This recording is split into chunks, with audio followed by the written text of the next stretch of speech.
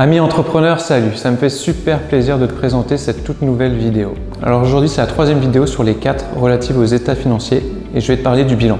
Je vais t'expliquer comment lire, comprendre et interpréter un bilan. Tout d'abord, si tu découvres mes vidéos, je m'appelle Pierre-Marie Monjaret, je suis expert comptable, expert en conseil patrimonial, mais je suis surtout un entrepreneur.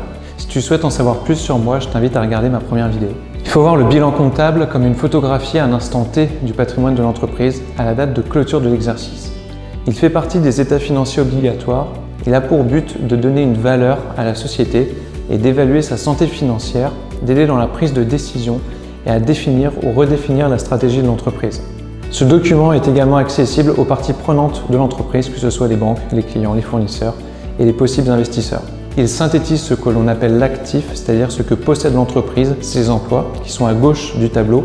Et à droite, vous avez les passifs qui correspondent à ce que doit l'entreprise, à savoir ses ressources. Ces ressources étant comment elle a réussi à financer ses actifs, ses emplois. Donc, comme je disais, l'actif du bilan se situe à la gauche du tableau. Voici les principaux éléments qui le composent. On a tout d'abord les immobilisations incorporelles, constituées des logiciels, par exemple du site internet, des brevets, des licences.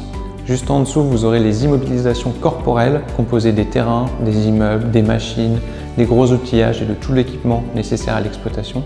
Puis viennent ensuite les immobilisations financières, composées des titres que vous pourriez posséder d'autres sociétés, les cautions, les stocks, qu'ils soient de marchandises ou de matières premières, les créances que vous avez auprès de vos clients ou de l'administration fiscale, les créances sociales également qui sont dues à la date de clôture du bilan. Enfin, vous avez la trésorerie avec les valeurs mobilières de placement, les autres placements de trésorerie et les différents comptes bancaires. Le passif se compose quant à lui du capital social qui est la mise initiale que vous avez mis dans la société, des réserves qui est l'accumulation des résultats des périodes antérieures, le résultat de l'exercice qui est le résultat net comptable que nous avons vu dans le compte de résultat et tout ceci compose les fonds propres.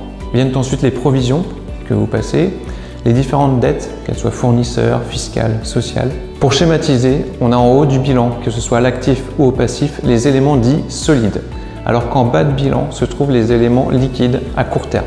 Par exemple, le haut de l'actif correspond à ce qu'elle possède à long terme, à savoir les machines, les immeubles, et au niveau du passif, le capital social par exemple. Les éléments de l'actif sont financés par ceux du passif. Et comme je disais, le résultat de l'exercice se renseigne en haut du passif dans ce qu'on appelle les capitaux propres. Il vient équilibrer l'actif et le passif qui doivent être égaux. Alors voilà, c'est tout pour cette vidéo sur le bilan, j'espère qu'elle t'a plu. N'hésite pas à la commenter, à la liker et à la partager si tu souhaites en faire profiter au plus grand nombre. Allez, ciao!